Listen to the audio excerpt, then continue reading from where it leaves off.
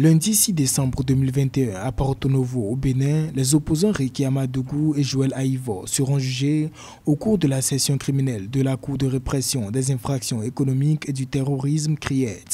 Joël Aïvo sera jugé en premier le 6 décembre et le 10 décembre. Ce sera le tour de Ricky Amadougou. Les deux opposants seront jugés respectivement pour financement du terrorisme et complot contre la sûreté de l'État et blanchiment, des infractions qui n'ont pas changé malgré les auditions des prévenus devant la commission d'instruction et les observations de leurs avocats.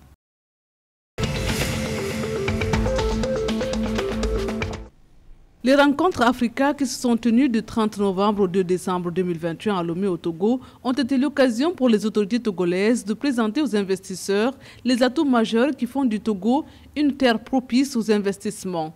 Le Premier ministre togolais a mis l'accent sur la vision claire du pays, sa paix et sa sécurité, sa population jeune et l'engagement des autorités à poursuivre les réformes pour créer un environnement plus attractif pour les investisseurs. Notons que cette rencontre a réuni plus de 350 opérateurs économiques togolais et plus de 100 hommes d'affaires français en présentiel et environ 2000 participants dans le format hybride.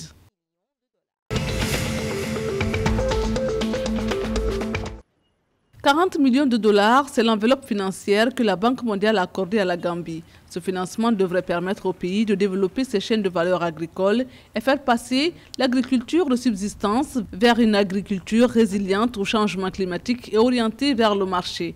Le projet de développement des chaînes de valeur agricoles inclusives et résilientes en Gambie, GIRAV, favorisera les investissements, notamment dans l'agro-industrie et le développement des petites et moyennes entreprises agricoles.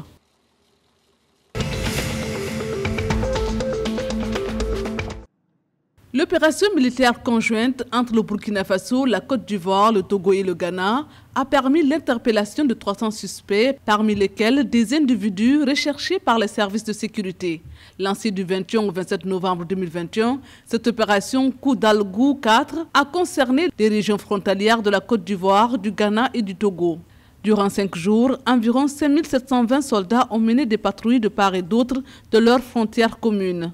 5 bases terroristes ont été détruites et une trentaine de terroristes tués au cours des combats, selon le ministère de la Sécurité du Burkina Faso.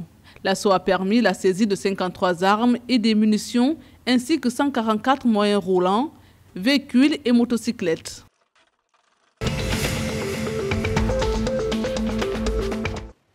60 milliards de francs CFA, soit un peu moins de 92 millions d'euros, c'est le coût du projet de construction du pont de Rosso en Mauritanie.